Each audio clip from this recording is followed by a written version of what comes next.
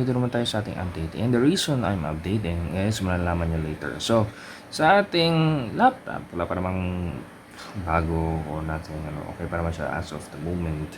And kailangan na talaga siya malinis, I think. Pero so far, okay pa naman yung thermals. But I might, on the 4th year anniversary of this laptop, I might baka ipalinis ko. But then again, tulad ng sabi ko dati, nagdadalawang isip ako, doon pa rin ako sa PCB kasi they broke my keyboard.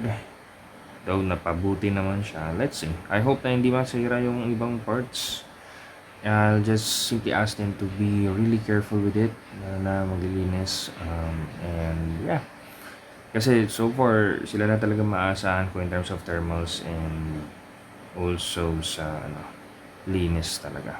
Pwede naman DFE and mas mura, but then again, if di ko alam kasi kung they have the proper paste na para mapalamig yung ating kasi yung isang kaibigan na nabahaan ng laptop, syempre yung talaga lumubog sa bahan, hindi na naayos. Pero yung isang laptop na okay pa naman, they made him buy his own paste, so parang halos ganun din.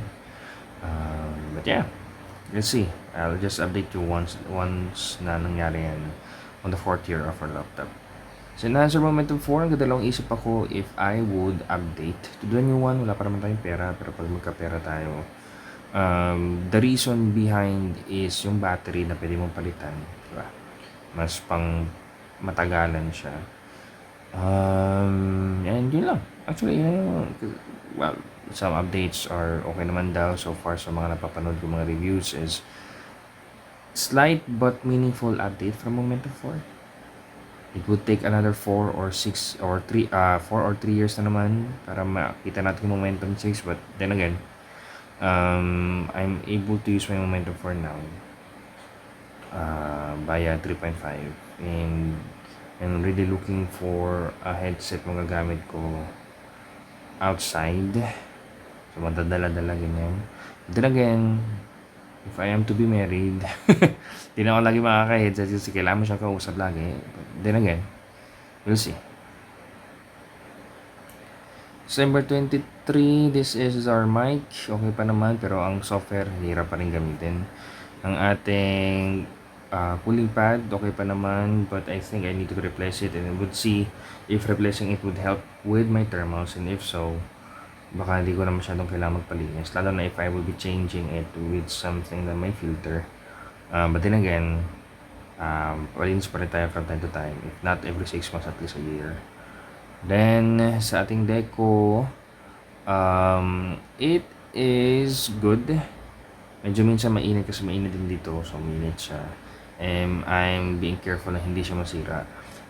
Currently, makikita nyo na rin dyan sa baba nakasulat sira na yung Archer AX23 natin. Dumating ako kahapon, kagabi, from work. Tinataka ko ba't ayaw kumalit ng internet. There are times that it would glitch, kaya inulit-ulit ko lang muna. But then, I try to turn on and off yung ating mahiwagang router.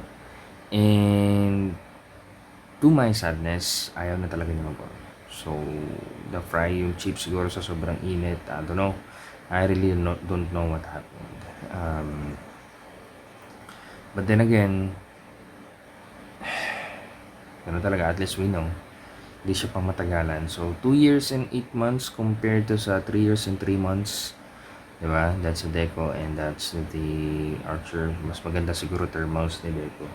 Hindi ko pa naman change. Well, technically, change ko na location nung tinagod si 23. Pero ngayon, balik ulit ako sa dating location. One node on the hallway dito sa taas kasi that is connected to the modem, ISP modem. And then, dun sa baba, instead of the AX23, that is the second node of the X50. But then again, dito sa kwarto wala nang nakalagay. 8 meters naman yung cable ko, so connected pa rin naman sa laptop yung via wire, via LAN. RJ45 yung ating router. So wala pa rin naman changes. Yun lang, hindi na ako abot sa labas pag naglalaba. So papakiramdaman ko din to, hoping na hindi siya masira. And if it does, makabili ako agad ng replacement. Ang iniisip kong replacement, kung magre-replace na lang din naman ako, edi Wi-Fi 7 na tayo. Yung BE65. Yun yung pasok sa budget and pasok sa mid-range. So, I'll go with that. I will stick still with TP-Link, pero kung mag-sponsor ng Asus, bakit hindi? Diba? Most likely BT8 if kaya. Pero I think that's more expensive than the BE65. But then again, ano na tayo? Hoping. Tapos, so alisin ko na sa listahan yung AX23 kasi wala na rin, sira naman talaga siya. Yung ating watch, which is the Xiaomi, naglolo ko yung charging niya. Minsan, sinarge mo, kala mo nag-charge, full charge na, hindi, mamamatay siya, ewan ko, di ko gets. So, as of now, as long as gumagana siya, gamitin natin. So, siguro in the future natin papalitan. Kasi mura lang naman sa Xiaomi na smart band around, I mean, mahal siya. Pero I mean like, compared to other watches, sa 2K siya. So, somewhat kind of affordable. Then, sa ating power bank, okay pa naman, walang problema. In the future siguro, pag talagang hindi na niya kaya, I might replace either dun sa Ugreen na 200 watts or Anker dun sa Prime, pero mas mahal yun. The Anker Prime is around 16K. The 200 watt na Ugreen is around 10. So that would be 6K difference. Pero ang kinaganda daw kasi ng Prime, mas okay yung regulation niya ng voltages. So, we'll see. Saka premium daw yun. Yung sound core natin na hindi ko na nagagamit, pinahiram ko muna sa isa kong katrabaho kasi hindi niya magamit yung momentum niya. Kasi kailangan papalitan ng battery. Tapos, yung cable natin, yung maliit na cable, yung 1 meter, tinabi ko muna. Yan yung nakakabit dun sa PC, ta second node dati. Ginamit ko naman ng 8 meter. So, hindi mo na natin magagamit. Pero, ilagay ko pa rin dyan sa listahan. Hindi ko alisin yan. Yung Avitos natin, it's been a year na, pero okay pa rin. We might have it still for the, bibili lang ako same model niya. Pero in the future, if kailangan ko magpalit and wala na tong model na to, let's see what we can change or anong pwede natin ipalit. Pero yung EcoFlow, pinag-iipunan ko din. Kasi kung mag-work from home ako, eventually, I might have it.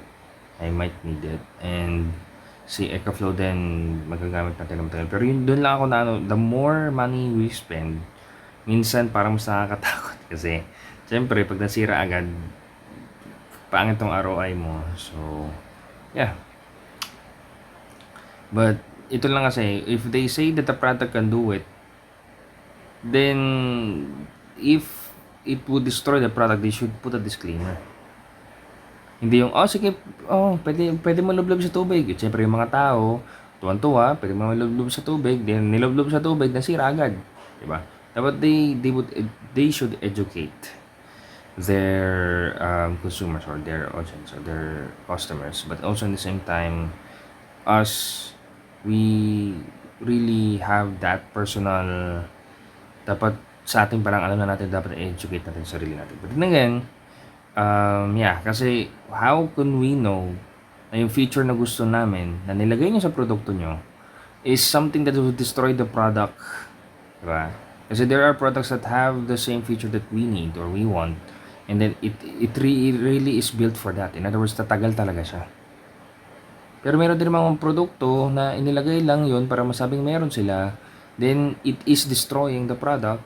Or sabihin na natin na halimbawa, waterproofing or water resistance. Yes, water resistance, alam natin yan, dito talaga yan panlubluban.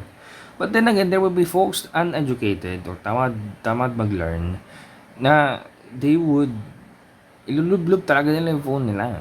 Right? There are phones or devices created na malublob talaga. But there are devices na, okay, dahil sa sinabi mo, it has the same rating. They think that it could do the same thing, but no. Diba? Huwag na tayo lumayo. Sa example ko is yung UPS. Diba? The EcoFlow has a UPS. If it having a UPS and you treating it as a UPS would destroy it, what's the point of saying that it has a UPS, right? Anyway, sobrang strict to. Sorry. Ugreen, okay pa naman. I'm able to use it and it's really helping out. Cuteness is superficial though. Our cable, medyo ngiwi na yung ano, pero gumagana pa rin, so okay naman. Ating phone, kaka-update lang ngayon, and natatakot ako mag-update ng firmware every now and then, but then again, need to update the security. So yeah. So far okay naman. Saya naman ako sa aking phone.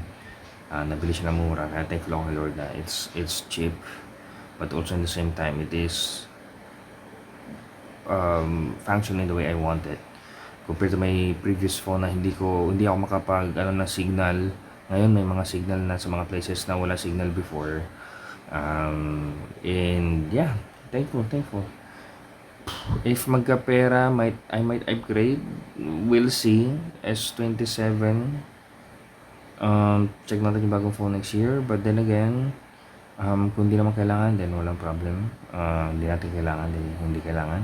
Pero kung may lumabas na A77 or A78 or whatsoever, let's see. Pwede naman i-trade na lang natin. Pero kung ano naman, then wala problema. Say, I'm thankful. This has the function that I need. And it's cheap than the one that I want, but still. Yeah, I was still able to bigyan lahat. Also, kagabi, kasi kailangan ko mag-QR, umuulan, nabasa siya. Okay naman so far.